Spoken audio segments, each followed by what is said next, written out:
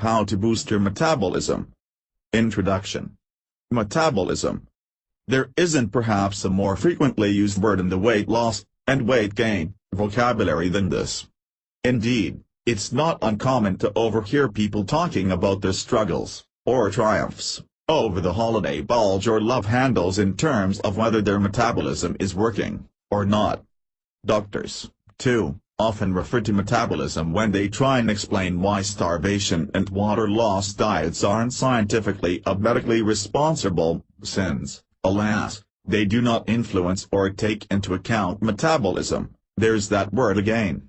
So, for all of the usage that this rather daunting and biologically charged word enjoys in our world, you'd comfortably assume that people understand it, right? Or, at least, they have some fundamental information when it comes to how to speed up their metabolism, right? Wrong. Towards understanding metabolism. Regrettably, many people simply don't understand the concept of metabolism and metabolic change. This, equally as regrettably, is hardly their fault. There is so much information floating around out there, much of it over the net or through a friend of a friend who has a personal trainer, that there's bound to be some confusion and conflicting messages. Furthermore, many people, quite understandably, mistake their own weight gain and loss episodes as a matter of metabolic change. Sometimes this is true, and sometimes it isn't. For example, as we will discuss in this book, there are scientific ways to increase the rate of metabolic change, and thus enable the body to burn more calories.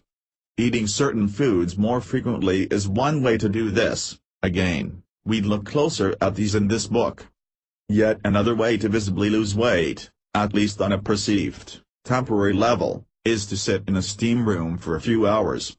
Whereas the former method, eating the right foods, is a real, proven weight loss method through increased metabolic change, the latter method, the steam room, is just temporary because the lost weight is merely water, and will return as swiftly as it melted away.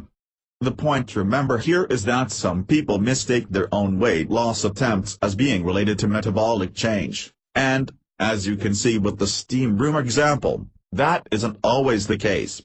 Low-fat labels. Another big reason that people don't have clear, consistent information on this topic is because, unfortunately, there are a lot of food and supplement companies on the market who don't want you to know fact from fiction. They want you to believe that constantly buying low-fat foods is going to somehow speed up your metabolism.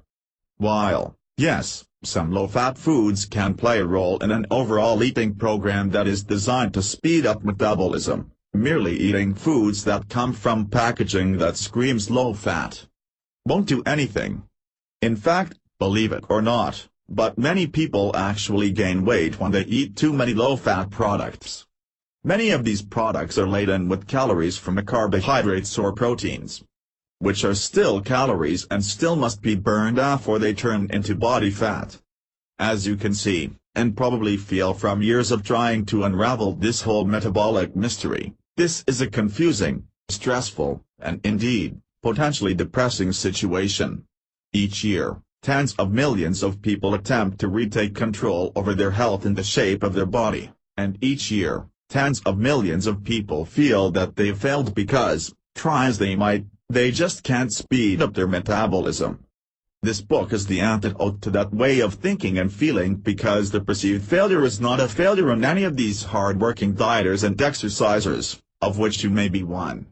The failure is with the medical and nutritional sector as a whole, which has simply not provided people with the information that they need to know in order to speed up their metabolism. And given the size of the nutritional field and the fact that so much of it is influenced by money-making enterprises, not all of the field, of course, but enough of it to make a difference, there's really no sense in playing a wait-and-see game for when clear, consistent, and helpful information starts to flow out to people like us. What's inside? And that's why this book exists. It's been created for the millions of everyday people like us who simply want to know how to speed up metabolism, and how to lose weight the right, healthy, and responsible way. We want to know what the heck a metabolism is, and what role it really plays on weight loss and gain. The proven, scientific ways to speed up metabolism, not myths and fitness club speculation, but the real deal. Specific diet and food items and promote a faster metabolism, so that once unwanted weight has been lost, it can be kept off through a responsible eating plan. And in the pages ahead, that's precisely what we cover.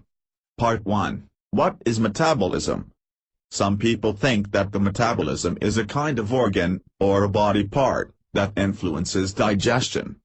Actually, the metabolism isn't any particular body part. It's the process by which the body converts food into energy. Hence, you've likely heard of the phrase metabolic process used synonymously with the term metabolism, because they both mean the same thing. The medical mumbo-jumbo.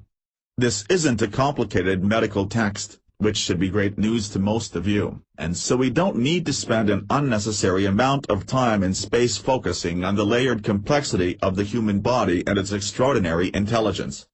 Yet without drilling deeply into medical details, which are not relevant for our general understanding purposes, it's helpful to briefly look at the biological mechanisms behind metabolism. Metabolism, as mentioned above, is the process of transforming food, for example nutrients, into fuel, for example energy. The body uses this energy to conduct a vast array of essential functions. In fact, your ability to read this page, literally, is driven by your metabolism. If you had no metabolism, that is, if you had no metabolic process that was converting food into energy, then you wouldn't be able to move. In fact, long before you realized that you couldn't move a finger or lift your foot, your internal processes would have stopped, because the basic building blocks of life, circulating blood, transforming oxygen into carbon dioxide, expelling potentially lethal wastes through the kidneys and so on, all of these depend on metabolism. Keep this in mind the next time you hear someone say that they have a slow metabolism. While they may struggle with unwanted weight gain due to metabolic factors, they certainly have a functioning metabolism. If they didn't, they wouldn't even be able to speak, because that, too, requires energy that comes from, you guessed it, metabolism. It's also interesting to note that, while we conveniently refer to the metabolic process as if it were single function, it's really a catch-all term for countless functions that are taking place inside the body. Every second of every minute of every day of your life. Even, of course, when you sleep, numerous chemical conversions are taking place through metabolism, or metabolic functioning. In a certain light, the metabolism has been referred to as a harmonizing process that manages to achieve two critical bodily functions that, in a sense, seem to be at odds with each other. Anabolism and catabolism. The first function is creating tissue and cells. Each moment, our bodies are creating more cells to replace dead or dysfunctional cells. For example, if you cut your finger, your body, if it's functioning properly, will begin, without even wasting a moment or asking your permission, the process of creating skin cells to clot the blood and start the healing process. This creation process is indeed a metabolic response, and is called anabolism. On the other hand, there is the exact opposite activity taking place in other parts of the body. Instead of building cells and tissue through metabolism, the body is breaking down energy so that the body can do what it's supposed to do. For example, as you aerobically exercise, your body temperature rises as your heartbeat increases and remains with a certain range. As this happens, your body requires more oxygen, and as such, your breathing increases as you intake more H2O. All of this, as you can imagine, requires additional energy. After all, if your body couldn't adjust to this enhanced requirement for oxygen, both taking it in and getting rid of it in the form of carbon dioxide, you would collapse. Presuming, of course, that you aren't overdoing it, your body will instead begin converting food, for example calories, into energy. And this process, as you know, is a metabolic process, and is called catabolism. So as you can see, the metabolism is a constant process that takes care of two seemingly opposite functions, anabolism that uses energy to create cells, and catabolism that breaks down cells to create energy. Indeed, It's in this way that the metabolism earns its reputation as a harmonizer. It brings together these apparently conflicting functions, and does so in an optimal way that enables the body to create cells as needed, and break them down, again as needed. Metabolism and weight loss. By now, you already have a sense of how metabolism relates to weight loss, catabolic metabolism, or breaking cells down and transforming them into energy. To understand this process even more clearly, we can introduce a very important player in the weight loss game, the calorie. Calories. Calories are simply units of measure. They aren't actually things in and of themselves, they are labels for other things, just like how an inch really isn't anything, but it measures the distance between 2 points. So what do calories measure? Easy, they measure energy. Yup, the evil calorie, the bane of the dieter's existence, is really just a 3-syllable label for energy. And it's important to highlight this, because the body itself, despite its vast intelligence, much of which medical science cannot yet understand, only appreciate and does not really do a very intelligent job of distinguishing good energy from bad. Actually, to be blunt, the body doesn't care about where the energy comes from. Let's explore this a little more, because it's very important to the overall understanding of how to boost your metabolism, particularly when we look at food choices. In our choice-laden grocery stores, with dozens of varieties of foods, hundreds, perhaps, there seems to be a fairly clear awareness of what's good food, and what's bad or junk food. For example, we don't need a book to remind us that, all else being equal, a plum is a good food, whereas a tub of thick and creamy double fudge ice cream is a bad food. Not bad tasting, of course, but, really, you won't find many fit people eating a vat of ice cream a day, for obvious reasons. So what does this have to do with calories and energy?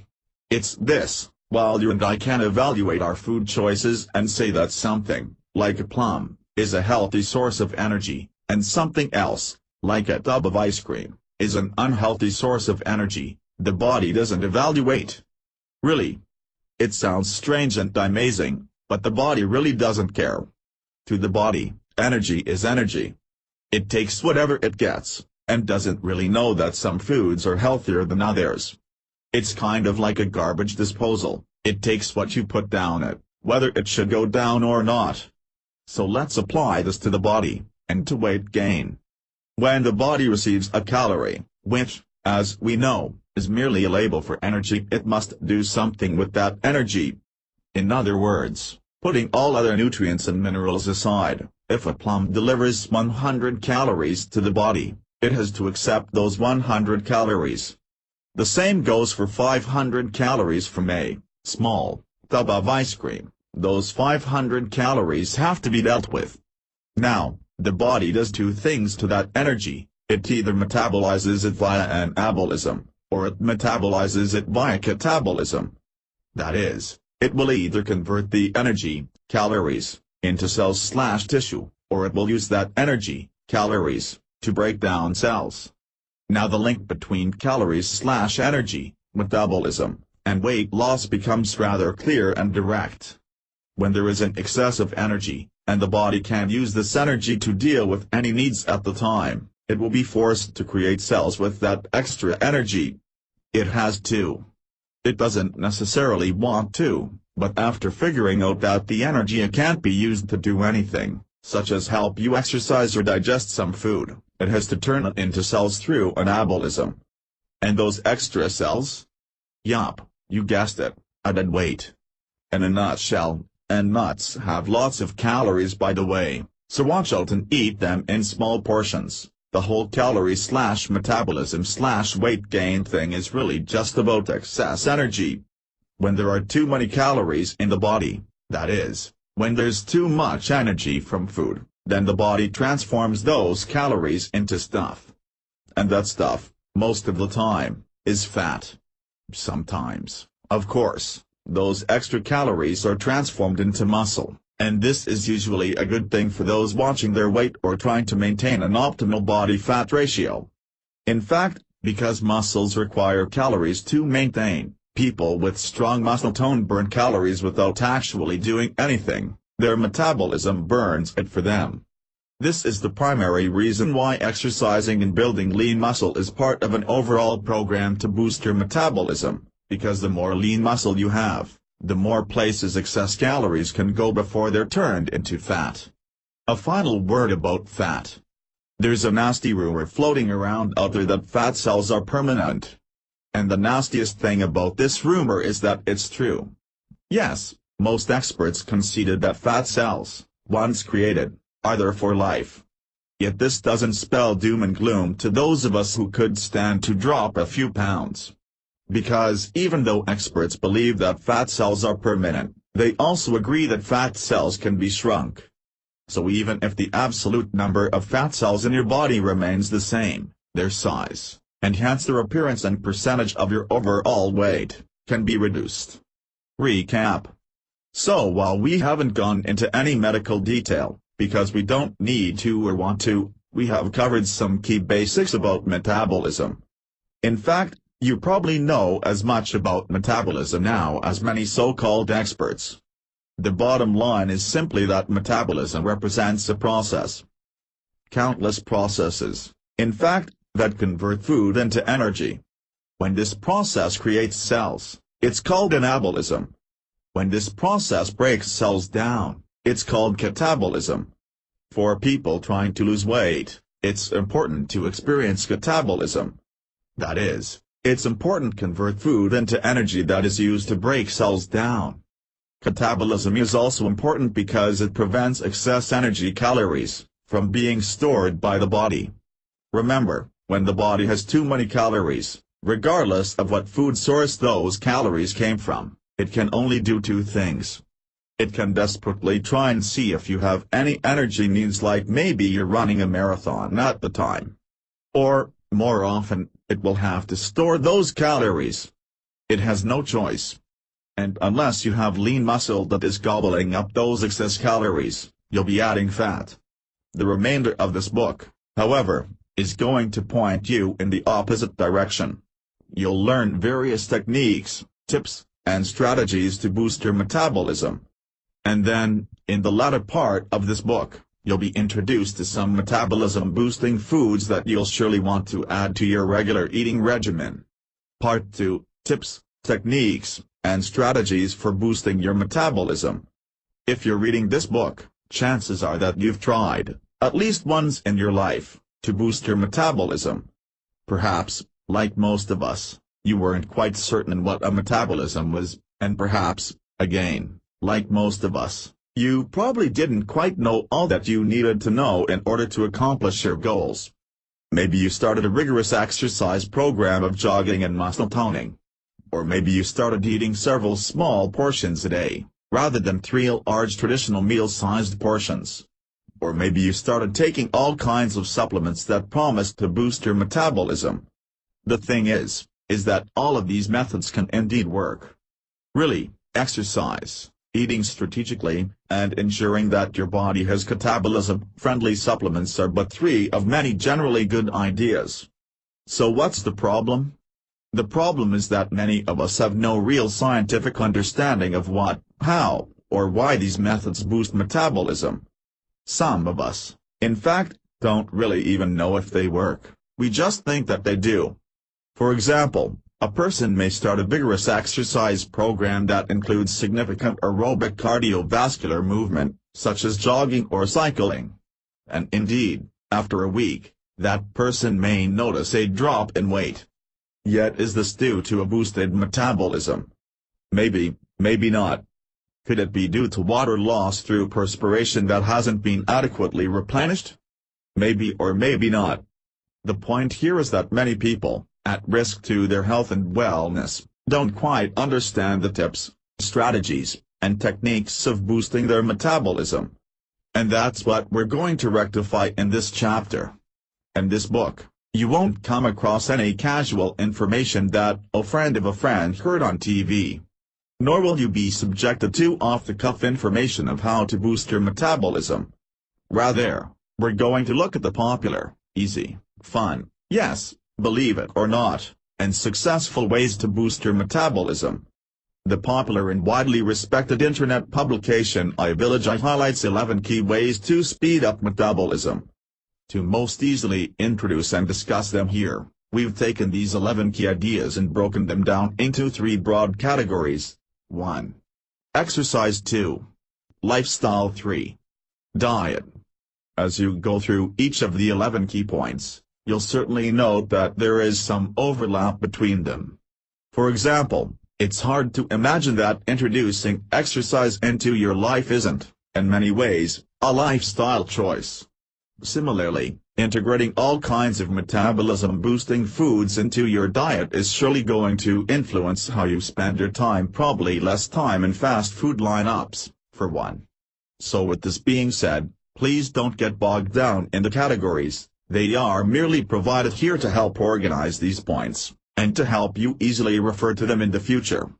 The important thing for you to do is understand each of the 14 points, and evaluate how you can responsibly integrate them into your life. Exercise. It's going to be old news for you to be reminded that exercising is a big part of boosting your metabolism and burning up calories. Unless you're born with one of those unusually active metabolisms which allows you to, almost freakishly, eat thousands of calories a day without weight gain consequences, you're like the vast majority of us who need to give your metabolisms a bit of a kick through exercising. Now, you might think that cardiovascular, aerobic, exercise is an important part of boosting your metabolism, and you'd be right. Provided that, of course, your qualified doctor confirms that you're able to start a program of cardiovascular exercise. This is indeed the place to start. Increasing heart rate, blood circulation, body temperature, and oxygen intake/carbon dioxide exchange all send messages to the system to initiate catabolism, breaking down cells and using them for energy. Yet if cardiovascular exercising is the place to start, does that mean that it's the place to end? No. Many people, who aren't as educated as you'll be when you've finished this book, responsibly start a dedicated program of cardiovascular health, but they don't go any further. Not because they're lazy, but because, frankly, they don't know that there is significantly more that they can do in their home gym, or at the fitness club, that will boost their metabolism even more potently. We focus upon these added activities now, below. Build muscle. Many people, particularly some women, are very leery about undertaking any exercise regimen that can lead to muscle building. The old perception was that muscle building leads to muscle bulking, and before long, gorging for arm veins and other unwanted results. This is, frankly, not the case. Provided that women aren't supporting their workouts with specific muscle building supplements, there is no need to be concerned, because building lean muscle won't make them bulk up. Still, however, the question remains, why would women, and, of course, men, who want to boost their metabolism, focus on muscle building? Isn't cardiovascular exercising the only thing that matters? Again, the answer is, no. In addition to a healthy and responsible cardiovascular program, muscle building is an exceptionally powerful way to boost metabolism. How? Because a pound of muscle burns more calories than a pound of fat. And what does this mean? It means, and get ready to stare and all, that if you have more muscle on your body, anywhere on your body, you will simply burn more calories as a result. You don't even have to do anything. You'll simply burn more calories, because muscle simply requires more of an energy investment. Of course, as you can infer, if you build muscle and then leave it alone, over time, the muscle fibers will weaken and you'll lose that wonderful calorie-burning factory. But that's no problem, because all you need to do is build and maintain healthy muscle. It may sound daunting, especially if at the moment you perceive yourself to have much more fat than muscle. Yet the important thing for you to remember is that once you start building muscle, to any kind of strength training, your body will itself start burning more calories. It has to, even while you sleep, or go to a movie, or read a book. It's like putting your calorie burning, catabolism, program on autopilot. So don't let a little, or even a lot, of extra flab, at the moment, deter you from believing that muscle building is important. Yes, you should enjoy cardiovascular exercise too, because that's ultimately how your body is going to burn existing fat. But muscle building plays a profoundly supportive role in that pursuit. And it's an exponential one, too. The more fat you transform into muscle, the more calories you'll burn simply to maintain that new muscle, and the wonderful cycle goes on and on. Interval training. The basic weight loss nuts and bolts behind cardiovascular exercise or any kind of exercise, really, is, as you know, a matter of catabolism. Essentially, if you can engineer your body to require more energy, your body will comply by breaking cells down to deliver it, and that process, metabolism, burns calories. Simple, right? So based on that logic, something called interval training neatly fits in with the overall plan. Interval training is simply adding high-energy burning component to your exercise plan on an infrequent, or interval, basis. For example, you may be at a stage where you can jog for 20 minutes every other day, and thus put your heart into a cardiovascular zone during this time. This, obviously, is going to help you boost your metabolism and thus burn calories/energy. Yet you can actually burn disproportionately more calories if, during that 20-minute jog, you add a 30-second or 1-minute sprint. Why? Because during this 30 seconds or 1 minute, you give your body a bit of a jolt. Not an unhealthy jolt, remember, we're talking about quick bursts here, not suddenly racing around the track or through the park. By giving your body an interval jolt, it automatically, and somewhat unexpectedly, has to turn things up a notch. And to compensate for your extra energy requirements, the body will burn more calories. It's essential for you to always keep in mind that interval training only works when it's at intervals. This may seem like a strange thing to say, and even difficult to understand, but it's actually very straightforward. The metabolism-boosting benefits that you enjoy as a result of interval training are primarily due to the fact that your body, suddenly, needs to find more energy. While it was chugging along and supplying your energy needs during your cardiovascular exercising, it all of a sudden needs to go grab some more for 30 seconds or a minute, and in that period, it will boost your metabolism as if it were given a nice, healthy jolt. As you can see, if you suddenly decided to extend your 30-second or 1-minute sprint into a 20-minute sprint, you simply wouldn't experience all of the benefits. Yes, your body would use more energy if you extend yourself to the higher range of your aerobic training zone. But your body won't necessarily get that jolt that only comes from interval training. So remember, your goal with interval training is to give your body a healthy jolt where it suddenly says to itself, "Whoa! We need more energy here fast." This person has increased their heart rate from 180 beats per minute to 190 beats per minute. Let's go to any available cell, like those fat cells down at the waist, and break them down via catabolism so that this person can get the energy that they need. Remember, sorry to be repetitive, but this is very important. The whole point of interval training in this way is to give your body a sudden, limited, healthy jolt where it needs more energy, quick. If you simply increase your speed and stay there, while your body may, overall burn some more calories, it won't get that jolt. Also bear in mind that interval training can indeed last longer than 30 seconds or a minute. Some experts suggest that you can use interval training for 30 to 40 minutes, depending on your state of health and what your overall exercise regimen looks like. The reason we're focusing on 30 seconds to 1 minute is simply to give you a clear understanding that interval training is a kind of mini training within a training program. And, as always, don't overdo it with your interval training. Your goal here is to become healthier and stronger, and lose weight in that process. You gain nothing if you run so fast or bike so hard during interval training that you hurt yourself. You will actually undermine your own health, and possibly have to stop exercising while torn muscles or other ailments heal. Variety. They say that variety is the spice of life, and this is indeed quite true. But despite this awareness, many people don't spice up their exercise program, which is surprising, since doing so often leads to valuable metabolism-boosting benefits. There are a few easy ways to add variety to your exercise program. We've already talked about interval training, and that is indeed one way to shift your body's metabolic engine into higher gear. Other effective ways are to break up a longer routine into smaller parts.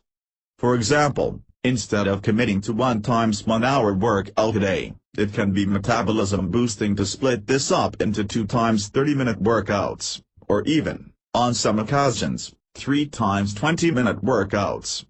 Furthermore, you can add variety into your daily exercise routine without formally exercising. For example, you can take the stairs instead of the elevator. Or you can start your day with a brisk walk instead of a coffee and the newspaper. Or, instead of parking close to the grocery store entrance, you can walk the distance between a faraway parking spot and the entrance.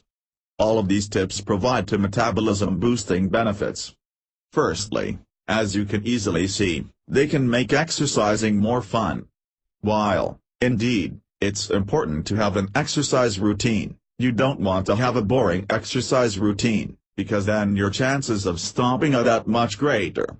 So adding these new elements to your overall exercise commitment simply helps encourage you to stick with the program. And since exercising is a core part of boosting your metabolism, any technique or tip that helps you continue exercising over the long term is a wise piece of advice. The second important benefit of variety in your exercise program leads us back to the interval training concept, discussed above. When you add variety to your workout, your body cannot get into a groove. Remember, the body is a remarkable piece of work, and will always strive to do things efficiently. Naturally, the overall state of your health, which can be influenced by genetics and other factors outside of your control, will play a role in how efficiently your body runs. But regardless of how your body is put together, what genetic influences you have to deal with, your body really likes you, and wants to do things as efficiently as it possibly can. Therefore, when you start exercising, your body can start to develop a kind of expectation of energy output. It's not doing this to be lazy, it's doing this because, quite sincerely, it wants to help. If your body starts to predict that you need a certain amount of energy to complete a certain task, such as jog for 20 minutes, then it will start to achieve that energy output more efficiently. For example, when you first start jogging for, say, 2 minutes at a time followed by 5 minutes of walking, your body may require a great deal of energy to help you achieve this. And as a result, you may find yourself very out of breath or tired as your body strives to meet this increased demand. Naturally, of course, catabolism will be involved, and your body metabolism will increase. But over time, say a month or so, your body will simply become more efficient. It will have become stronger, and will be able to supply your energy needs much more efficiently. You may not even break a sweat. What's happened here is that your health has improved. Your body has to work less hard to provide you with your energy needs. Ironically, this can actually obscure your metabolism-boosting efforts, because, as you know, you want to tell your body to start the catabolism process. But if your body is efficiently working, it won't really dig into its reserves, for example fat cells, in order to provide you with the energy that you need. So the trick is to keep variety in your workouts. Many people choose to cross-train for this very reason. It not only targets different muscle groups, but it keeps your body from finding a groove whereby it tried to help you by slowing down metabolism. Remember, your body doesn't read books like this, it doesn't need to, and it doesn't care. It has no clue that a speedier metabolism is good or bad. Now, as far as you and I are concerned, we know that the speedy metabolism is a good thing in our weight loss efforts. But your body doesn't make this evaluation. And so it won't turn on its metabolism just because you want it to. You can't, unfortunately, send a memo to your body and ask it to please speed up metabolism. If you could, then that would be amazing. But that's not reality at all. What we have to do is force the body to say to itself, hey, I need to speed up metabolism because this person needs more energy.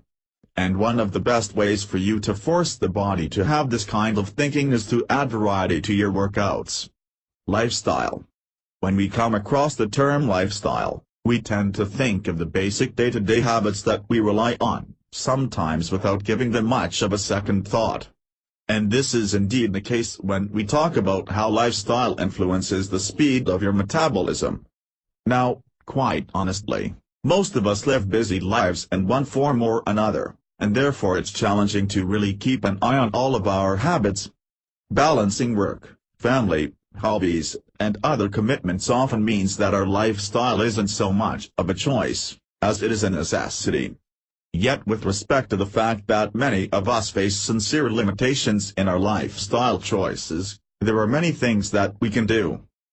Little things, but important things, that can help speed up our metabolism. So if you're a bit put off by the term lifestyle, please don't skim over this section.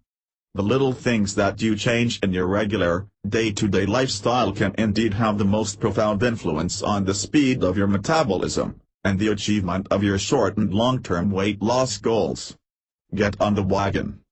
Do you know people who carefully choose low-fat, low-calorie meal choices, are very disciplined when it comes to not ordering the chef's special pecan pie for dessert, yet to order a glass or two of wine with their meal? Well, unfortunately, these people are really undermining their efforts to boost metabolism. Studies show that drinking alcohol with meals actually encourages overeating, which means more calories that need to be burned away, or transformed into fat. Furthermore, many people are simply unaware that many alcoholic drinks are laden with calories, almost as much as sugary-rich soft drinks. A bottle of beer can deliver a few hundred calories, and most cocktails are in the same range. Wine is generally considered to deliver the least amount of calories, but even this is a bit of a slippery slope. 3 glasses of wine can be worth 300 calories that the body simply has to deal with in one form or another. The tip here isn't to stop drinking alcohol altogether, despite the title of this section. If you enjoy alcohol, then there's no particular reason why you have to quit cold turkey, but you will save a bit of money and not consume as many calories.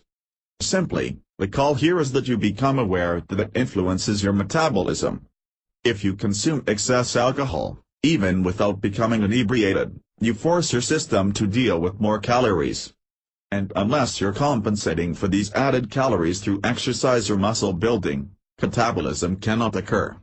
Instead, anabolism will inevitably occur, and new cells will be created from those calories, mostly fat cells. ZZZZZZZZ. ZZZZZZZZ. This is a toughie. Most of us don't have as much control over the amount that we sleep as we should. Work, family, education, housekeeping, and so many other tasks can literally prevent us from getting the amount of sleep that we need. However, as the experts tell us, getting enough sleep actually improves metabolism. On the other hand, people who are constantly sleep-deprived typically find that they have less energy to do regular, daily activities, including digestion. As a result, sleep-starved people often lower their own metabolism. They simply don't have the strength to break down food efficiently, particularly carbohydrates. This is a very difficult issue, because many people can only find time to exercise by borrowing from their rest time. For example, after a long day of work and dealing with family and home commitments, a person may find that the only time they have to exercise, and thus boost their metabolism, is late at night, say around 9 p.m., or even later. So what should one do? Ultimately, it's a question of balance.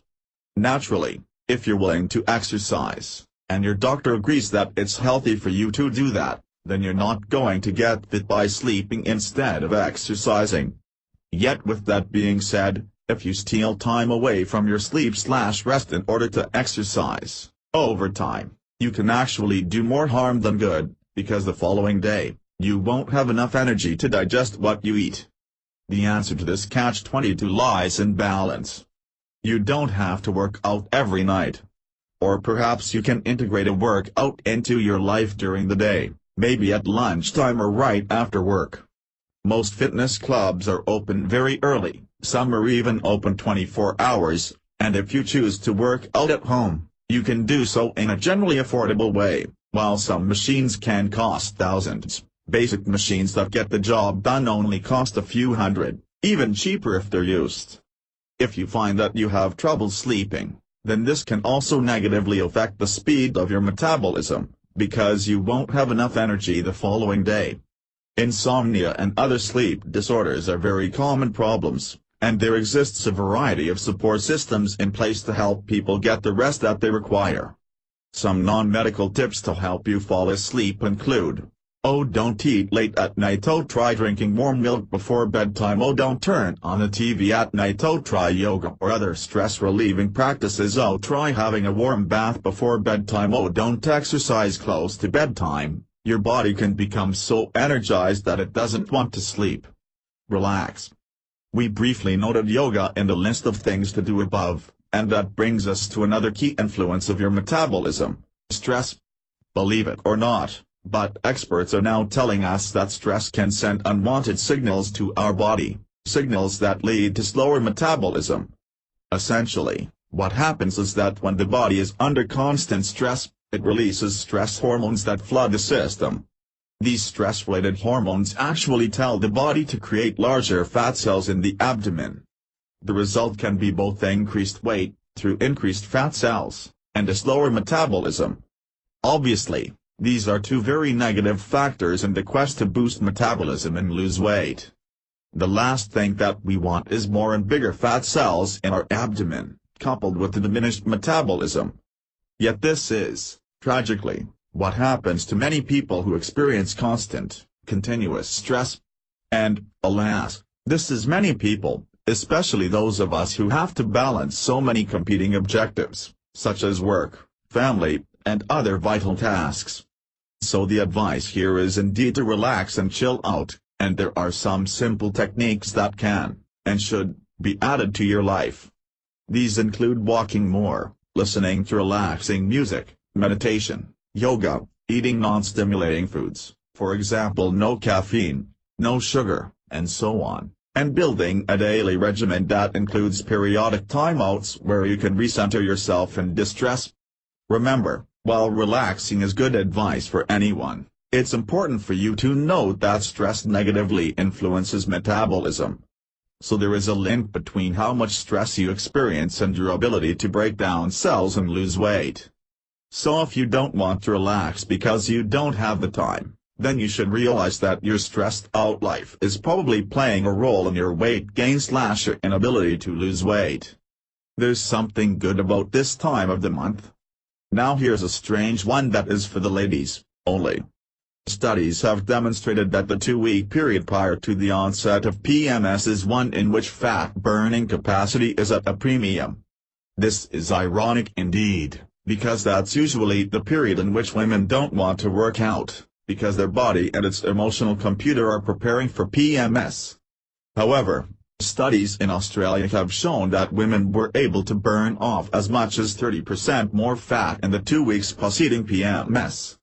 The reason for this, researchers argue, is because this is when the female body's production of estrogen and progesterone are at their highest.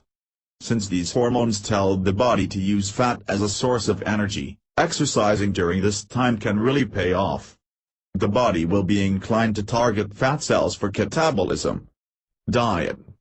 Ah yes, diet. For most of us, our information concerning metabolism has related in one way or another to eating. Most of us have been told of metabolism-friendly foods, or metabolism-unfriendly foods.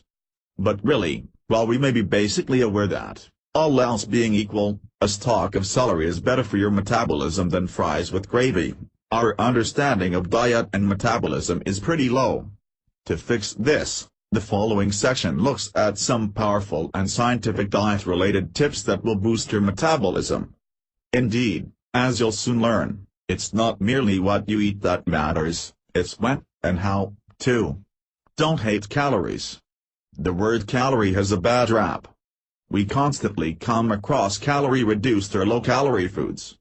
And it's not uncommon to overhear someone gasp about the immense calorie content of certain foods, such as a rich and creamy dessert, or a giant fast food burger. All of this anti-calorie rhetoric therefore has made a lot of us pretty calorie-phobic. As soon as we see something that has lots of them, we run away. But is this wise? Yes and no. Yes, it's wise in the sense that avoiding that double-layer chocolate fudge cake for dessert is probably a good idea. Actually, scratch that, it is a good idea. The calories that come from the cake are really going to be the so-called empty calorie kind, which means that there's no real nutritional value that your body can squeeze out and make use of. But in the bigger picture, it's unwise for your metabolism to become calorie avoidant. Why? Because your body is a marvelous machine that tries, at all times, to do what it can to make your life easier. Indeed, while it may not always function at optimal levels, for a variety of reasons, including genetics, it still tries to do its very best. The body, for all of its limitations and so forth, is not a lazy thing. With this in mind, the body is always trying to keep us alive and functioning in the manner that it deems to be healthiest. And that's why if you suddenly decrease the amount of calories that you need, your body won't try to do more with less. In other words, your body won't respond in the way that you want it to. It won't necessarily provoke catabolism and thus reduce weight and fat cells. Instead, your smart and wise body will try to keep you alive by slowing down its metabolism. It will simply believe that something is wrong, maybe you're trapped somewhere without food, and it will just begin to become very stingy with energy. So what's the end result? If your body needs 2,000 calories a day to survive, and you suddenly give it only 1,000, it won't begin to burn off 1,000 calories worth of cells that you have lying around on your love handles. Instead, your body will slow down its metabolism. It will really try and get as much energy out of those 1,000 calories, because it doesn't want to waste anything. Physically, you'll naturally feel more tired because your body is being very miserly with energy, and will devote its 1,000 calorie ration to essential systems, like blood and oxygen supply, and others. Metabolically, you won't be burning off extra calories. In fact, you can actually gain weight by dramatically reducing your calorie intake. The flip side of this, of course, is that you should consume a daily caloric intake that is proportionate to your body size, type, and weight loss goals. And then, once you've determined the amount of calories that you need, probably with the aid of a qualified nutritionist or fitness expert, you can provide that to your body via healthy, efficient calories. For example, if your body needs 1,500 calories per day, and one slice of double fudge chocolate cake delivers a whopping 500 of those, then you can see that eating just one of these slices will take up a full 1/3 rd of your daily caloric needs, and that's not good. On the other hand, you can see that drinking a tasty fruit smoothie made with yogurt and nuts can deliver half as many calories, but provide you with essential nutrients, vitamins, and other elements that your body needs to healthily do its work. Eat more? Fresh on the heels of the discussion on calories, it's also helpful to note that eating frequently throughout the day can be very good for boosting metabolism. There are a couple of reasons for this. The first reason is that people who tend to eat throughout the day do considerably less snacking. As a result, they tend to avoid the potato chips or candy bars that they might otherwise consume if they suddenly felt hungry. People who eat throughout the day don't tend to experience severe hunger pangs, because they don't reach that stage. The second reason, and the one that you can probably guess based on your understanding of metabolism, is that by eating throughout the day, you are constantly keeping your metabolism in motion.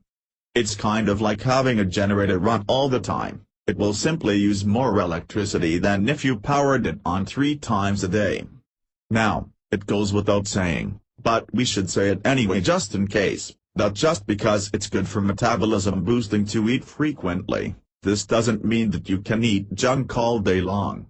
Rather, if you choose to eat more frequently, then you will certainly need to be very aware of what you eat, because you could easily exceed a required amount of daily calories if you don't keep an eye on this. That's why, if your plan is to follow the eat more to burn more approach, then you should keep a food journal that notes what you eat, and drink of course, throughout the day. You should not merely know the calorie levels of what you eat, but you should know the overall nutritional values, too. For example, if you're on target to eat 50 grams of protein per day, then you want to make sure you reach this target and not exceed it or come in below it. In other words, merely focusing on calories is only half of the job. You will need to ensure that you're eating enough protein, carbohydrates, fats, the good unsaturated kind, and the other vitamins and minerals that your body needs in order to function at optimal levels. Eat early. We've all heard that breakfast is the most important meal of the day. And in terms of boosting your metabolism, this is indeed the case. There are a couple of reasons why eating a hearty and healthy breakfast can boost metabolism and lead to weight loss goals. The first reason is that people who eat breakfast are much less inclined to snack throughout the morning. For example, if you had a good breakfast of fruit and low-sugar cereal in the morning, your chances of visiting the vending machine at work around 10:30 a.m. diminish significantly. Of course, as you recall from our previous discussion on eating more frequently, this doesn't mean that you shouldn't eat something between breakfast and lunch. It simply means that, since you won't be extremely hungry at 10:30 a.m., because you skipped breakfast, you'll be less inclined to eat anything that you get your hands on, such as a nice donut that your coworker was kind enough to offer you.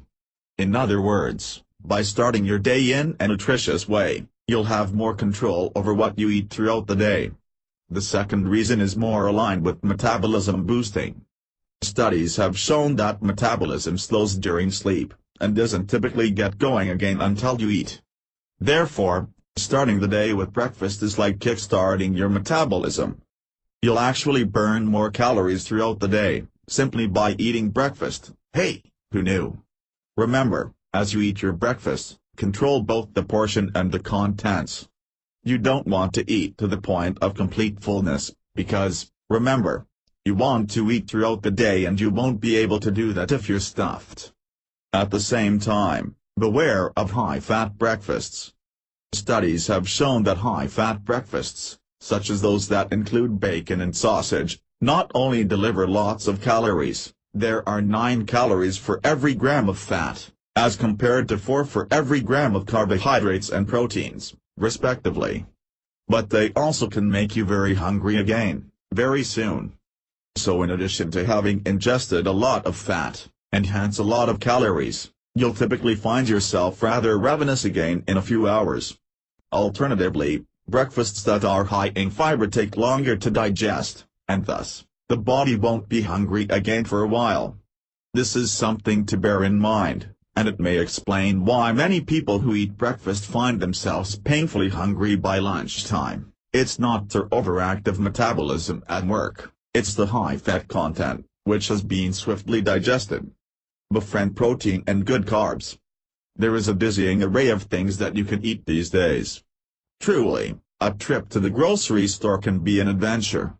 Everywhere you turn, there's yet another food promising you healthiness or weight loss fat.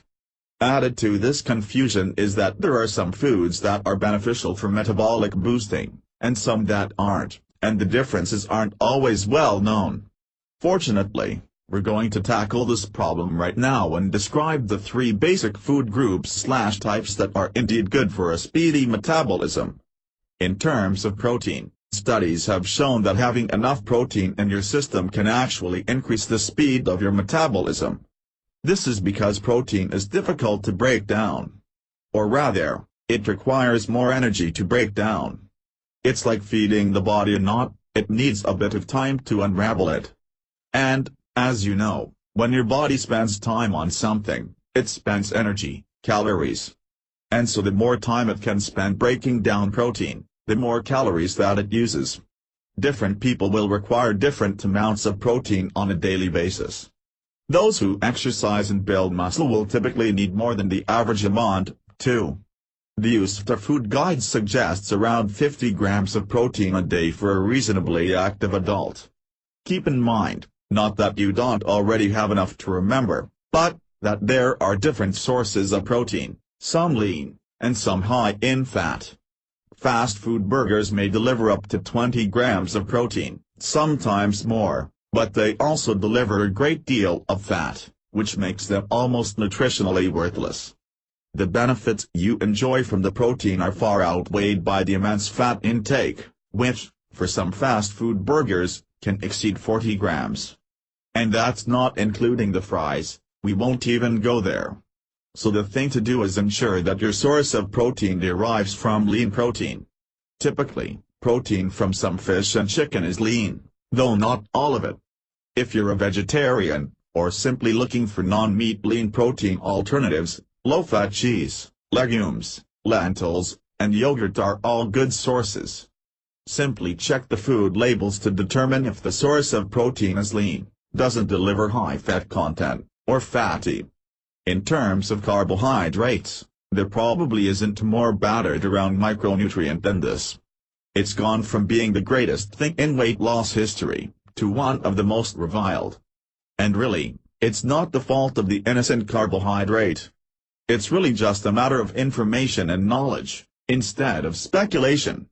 The thing to remember is that when carbohydrates are refined, such as white bread and potatoes, they are what the diabetic world refers to as high glycemic index, GI, foods, because they require spikes in insulin in order to be digested. As you may know, when insulin is released into the system, it promotes the storage of fat, and some experts believe that it also pushes down metabolic speed, which makes sense. Therefore, the good kinds of carbohydrate to consume are those that are high in fiber, and those from fruit and vegetable sources. Why? Because these sources of carbohydrates don't score high on the glycemic index. In other words, they don't cause a spike in insulin levels, and therefore, they don't promote fat storage. Conclusion. We've come a long way. We now actually know more about the metabolism, and how to increase metabolic speed, than most people, and we're therefore in a position to put that information to good use. We've learned that the metabolism is a process and not an actual body part. It harmonizes to essential bodily functions, converting food into cells/tissues, and breaking cells down to provide energy. We learned that the former process is known as anabolism, and the latter is catabolism. Indeed, it's this latter process that influences our ability to lose weight, and to keep it from coming back. Yet going beyond the biological basics, we also learned of three integrated aspects of speeding up metabolism and losing weight. These aspects were categorized in terms of exercise, lifestyle, and diet. And within each of these three categories were a total of 11 important, practical, and quite easy ways to boost metabolism. Now, indeed, it's the time for action, for as they say, wisdom is the result of experience, not study. Obviously, of course, it was essential for us to understand this subject and how it relates to boosting metabolism. So in that light, study is invaluable. But now you're equipped with the knowledge that you need. The next step, boosting your metabolism, is all up to you. Good luck, have fun, and enjoy your better, leaner, healthier life. A final word, common metabolism boosting myths. The Spark Diet Resource Center has consulted fitness experts to find the four most prevalent myths concerning metabolism and metabolism boosting. Since this book has been about reality and not myths, we didn't cover any of them in the actual book. Yet, considering how common these myths are, it can indeed be useful for you to know them, and to know that they're myths. That way, if you come across them in a magazine, at a fitness club, or just from the well-intentioned but misguided advice of a friend, you can confidently say, or at least just think, sorry, but that's a myth, I'm not going to fall for that one. Myth #1, Diet Pills. The general consensus on diet pills are contained in two powerful words, buyer beware. The problem here is that many makers of diet pills offer claims that simply aren't realistic, and if you read the fine print of most of these advertisements, you'll see that they're really too good to be true. Little notes like the claims made in this advertisement are not typical should be enough of a wake-up call to realize that there's more to the story. In some cases, diet pills can help boost metabolism temporarily. This, however, can be risky and generally shouldn't be done without a doctor's say-so. Unfortunately, people can become somewhat addicted to diet pills, and this can lead to disaster. And before we go on to myth #2, remember that some diet pills are water loss pills. That is, they are diuretics that promote water loss, usually through excess urination. The jury on water loss diet pills is somewhat less open-minded than diet pills in general. They don't work. Seriously, water loss diet pills are built on the premise that you'll lose weight through water.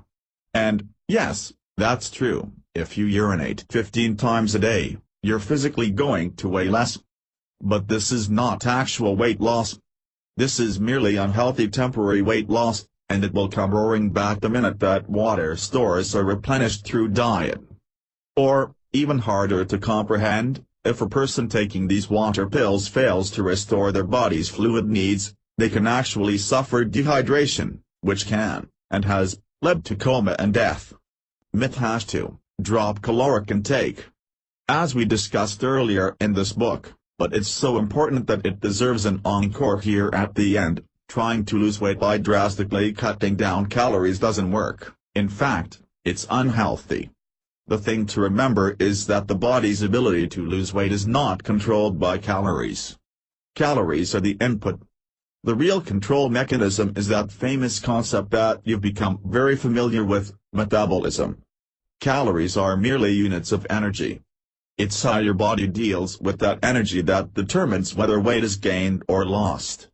So with that being said, cutting down your caloric intake to, say, 1,000 calories a day isn't necessarily going to help you lose weight, because it doesn't necessarily change your metabolism. Indeed, as you know, if you slow down your caloric intake, your body, which is always trying to help you in the best way that it knows how, will slow down its metabolism. Really, it makes sense. The body says that something has gone wrong. Instead of the 2,000 calories that it needs, it's only getting 1,000. The body doesn't know why this is happening. It doesn't know that you want to lose weight. It just senses that something is wrong. Perhaps you're trapped in a cave or something, or stuck in a snowstorm. So the body, trying to help you, will slow down its metabolism. It will do its best to slow down the conversion rate, so that you have as much energy on hand as possible. Now, if your body was able to read this book and you could say, look, please just do what you normally do, but do it with 1,000 fewer calories a day for a while, then we might actually get somewhere. But the body doesn't work that way. It won't help you lose weight if you dramatically cut down on calories. It will slow down metabolism, and, here's the worst part, if and when you ever increase calories again, your body will have to deal with that via a slower metabolic engine. So you can actually gain weight if, after cutting down your calories for a period of time, you find that you consume extra calories, say while on vacation or something. Myth #3, low-intensity workouts. It's fair to say that any exercise is better than no exercise. So if you lead a sedentary lifestyle, then even walking around your block for 10 minutes a day is going to something positive for your body and its metabolism. True, that difference may be imperceptible to the naked eye, or it may not. The bottom line is that exercise is good. Yet with this being said, some people believe that they should perform low-intensity workouts even when they could be performing more high-intensity workouts. That is, instead of jogging for 20 minutes with your heart at the top end of their aerobic zone, they opt for low-intensity jogs that barely break a sweat. Low-intensity workouts simply don't lead to a faster metabolism. They can't. Remember, as we discussed very early in this book, metabolism is a process. And that process is really one of two types, taking energy and making cells, anabolism, or breaking cells down to make energy catabolism. If you don't achieve a high-intensity workout, your body can't achieve catabolism. It won't need to. And the only way your body is going to go and break down existing cells is if it needs to. So keep this in mind as you exercise, either at home or at a gym. Low-intensity workouts are better than nothing at all, and they may be necessary if you're recovering from injury, or just starting out on the exercise journey. But once you reach a level of basic fitness, only high-intensity aerobic workouts will make a difference in terms of your metabolism. High-intensity workouts force your body to find energy to help you maintain that level of exercise, and it does so through catabolism. Myth 4, too much focus. Speeding up your metabolism and achieving your weight loss goals involve a certain degree of focus. After all, there's a lot of things competing for your attention, including that delicious chef's special pecan pie, and you certainly need to be able to keep your eye on the goal in order to maintain your program. Yet sometimes too much focus can be a bad thing, and some dieters understand this all too well. Remember, speeding up your metabolism is a holistic effort that includes exercise, lifestyle, and diet changes.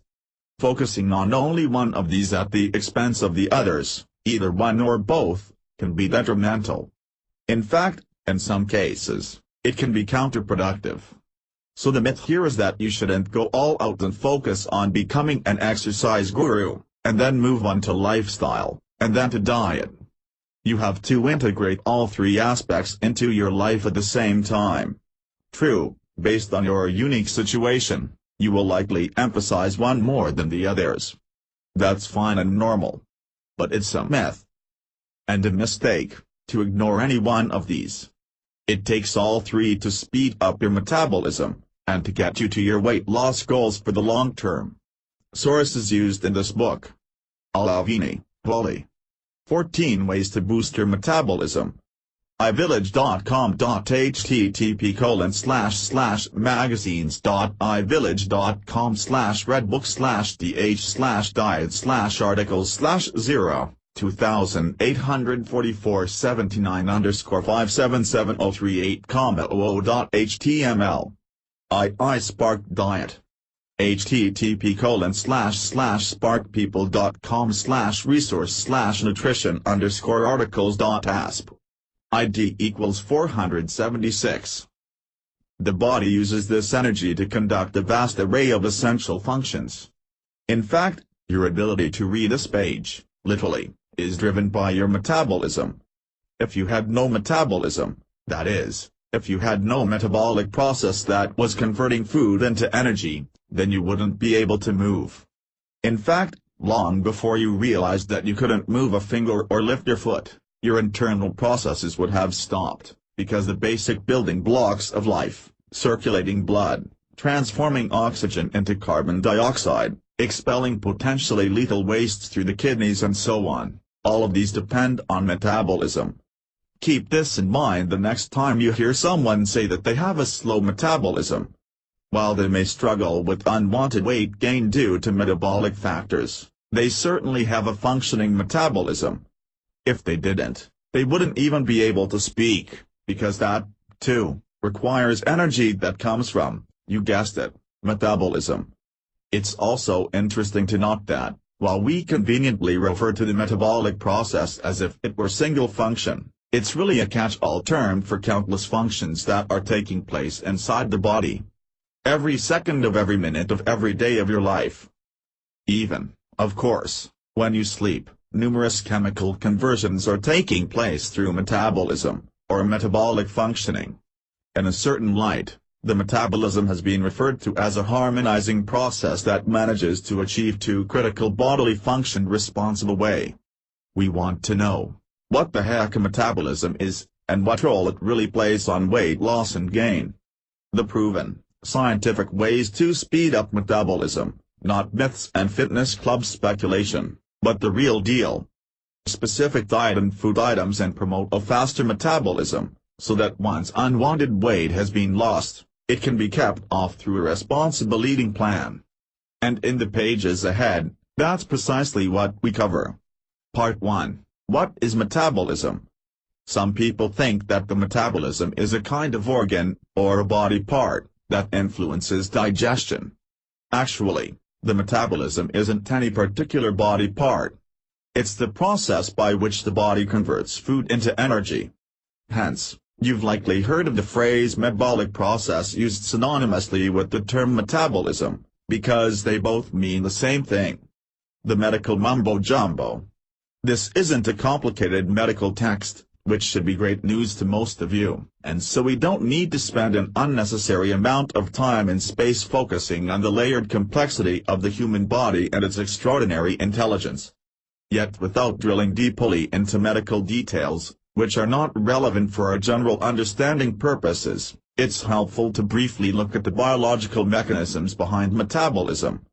Metabolism, as mentioned above, is the process of transforming food, for example nutrients, into fuel, for example energy. Many people actually gain weight when they eat too many low-fat products. Many of these products are laden with calories from carbohydrates or proteins, which are still calories and still must be burned off or they turn into body fat. As you can see, and probably feel from years of trying to unravel this whole metabolic mystery, this is a confusing, stressful, and indeed, potentially depressing situation. Each year, tens of millions of people attempt to retake control over their health and the shape of their body, and each year, tens of millions of people feel that they've failed because, try as they might, they just can't speed up their metabolism. This book is the antidote to that way of thinking and feeling because the perceived failure is not a failure on any of these hard-working dieters and exercisers, of which you may be one. The failure is with the medical and nutritional sector as a whole, which has simply not provided people with the information that they need to know in order to speed up their metabolism. And given the size of the nutritional field and the fact that so much of it is influenced by money-making enterprises, not all of the field, of course, but enough of it to make a difference, there's really no sense in playing a wait-and-see game for when clear, consistent, and helpful information starts to flow out to people like us. What's inside? And that's why this book exists. It's been created for the millions of everyday people like us who simply want to know how to speed up metabolism, and how to lose weight the right, healthy, and sometimes it isn't. For example, as we will discuss in this book, there are scientific ways to increase the rate of metabolic change, and thus enable the body to burn more calories. Eating certain foods more frequently is one way to do this. Again, we'd look closer at these in this book. Yet another way to visibly lose weight, at least on a perceived, temporary level, is to sit in a steam room for a few hours. Whereas the former method, eating the right foods, is a real, proven weight loss method through increased metabolic change, the latter method, the steam room, is just temporary because the lost weight is merely water, and will return as swiftly as it melted away. The point to remember here is that some people mistake their own weight loss attempts as being related to metabolic change, and, as you can see with the steam room example, that isn't always the case. Low-fat labels. Another big reason that people don't have clear, consistent information on this topic is because, unfortunately, there are a lot of food and supplement companies on the market who don't want you to know fact from fiction. They want you to believe that constantly buying low-fat foods is going to somehow speed up your metabolism. While, yes, some low-fat foods can play a role in an overall eating program that is designed to speed up metabolism, merely eating foods that come from packaging that screams low-fat won't do anything. In fact, believe it or not, but how to boost your metabolism. Introduction. Metabolism. There isn't perhaps a more frequently used word in the weight loss and weight gain vocabulary than this. Indeed, it's not uncommon to overhear people talking about their struggles, or triumphs, over the holiday bulge or love handles in terms of whether their metabolism is working, or not. Doctors, too, often refer to metabolism when they try and explain why starvation and water loss diets aren't scientifically or medically responsible, since, alas, they do not influence or take into account metabolism. There's that word again. So, for all of the usage that this rather daunting and biologically charged word enjoys in our world, You'd comfortably assume that people understand it, right? Or, at least, they have some fundamental information when it comes to how to speed up their metabolism, right? Wrong. Towards understanding metabolism.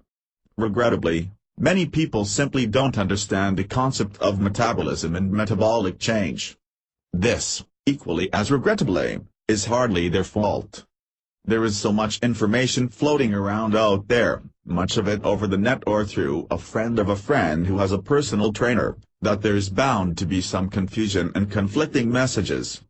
Furthermore, many people, quite understandably, mistake their own weight gain and loss episodes as a matter of metabolic change. Sometimes this is true,